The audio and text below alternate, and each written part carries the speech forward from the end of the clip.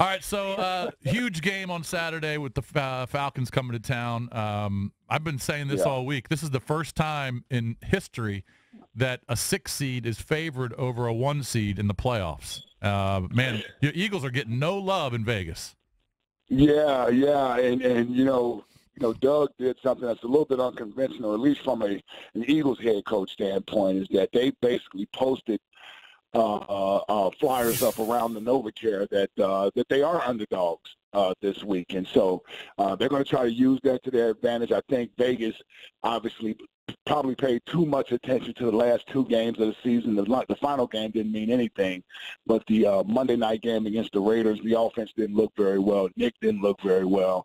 And with the Falcons coming off the big win against the Rams, it's somewhat understandable from an outside perspective. But I think this team, what's being overlooked really is how good this defense can be and how good they've been all year. So that's sort of what we're going to try to hang our hat on come Saturday is the defense trying to slow down Julio Jones and Matt Ryan and those running backs of the Falcons. And I think the offense will be fine. I think Nick will be fine. The weather will be a lot better than it was the last 2 games of the season where it didn't seem like anybody wanted to be out there playing in the cold.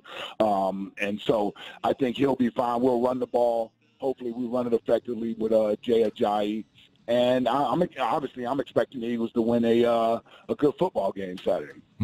Yeah, I mean, it's not like Foles is a rookie or a second-year guy. I mean, he's been in the league 6 years. I mean, he's played some big games. I know he didn't look good in those last couple games in the regular season, but I got to think he can make some plays in this game. Yeah, and I think Nick has to get back to being a confident signal caller back there. He has to really trust what his eyes have seen and, give his playmakers an opportunity to make plays. That's the one thing one of the many things Carson did well as a quarterback is that he threw the ball up there and let his guys make plays. And that's really all Nick has to do. Just cut it loose. Understand, man, he's had success in this league.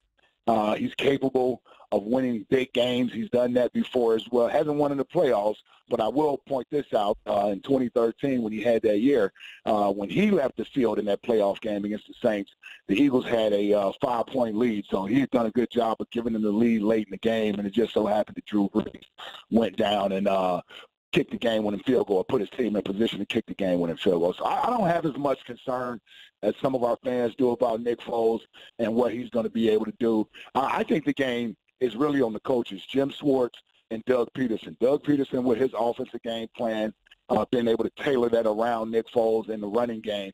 And then Jim Schwartz being able to come up with a defense that's going to be able to slow this Falcons offense down. They've struggled this year to put the ball in the end zone at times. So we can't if it's a shootout, I don't like our chances. But if we can keep the Falcons to 20 or below, I love our chances of winning this game. Who does Foles have his best chemistry with on offense? Is it Ertz, Jeffrey, a guy like Aguilar? Who does he connect best with? I would say probably Ertz. That's seemingly obvious. I think he and Carson, they love throwing the ball across the middle of the field, and Zach is typically a mismatch for whomever is covering him. But Neal for Keanu Neal for the Falcons. He's a very good cover safety, and then Deion Jones is pretty good as well. So if I'm looking at a matchup I think that we can exploit, I would think it would be Nelson Aguilar. He's another guy that's working that slot position, works the middle of the field, has had tremendous breakouts his 3rd season this year. I look to get him involved a little bit more because I just think on the outside, I like their corners on the outside. We don't get a ton of separation with Alshon and Torrey Smith, but the inside, I think we have some advantages there in the passing game with Nelson Aguilar and Zach Ertz. So I would look for either probably Nelson to have a big game Saturday. Yeah, I was really impressed by his breakout this year. His performance, he had more catches this year than he had in 2015 and 16 combined. He found the end zone 8 times. He was looking like a bit of a bust, but, I mean, he really came on in year 3.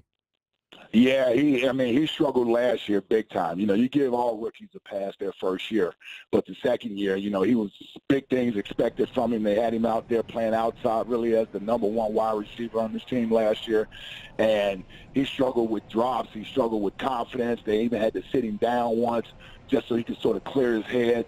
And he's come back this year, and they found a role for him in that slot position where Jordan Matthews used to play, and he's thrived in that position. I think he's our best receiver. You know, I really he's capable of doing multiple things, whereas the other guys are sort of locked in the position in which they play. Nelson is a guy you can move around. You can put him in motion. You can put him in the slot. You can put him on the outside. They've even run the ball with him from time to time. So he's finally starting to look like that first-round draft pick out of USC. And it's not only good for him, but it's especially good for this Eagles team moving forward.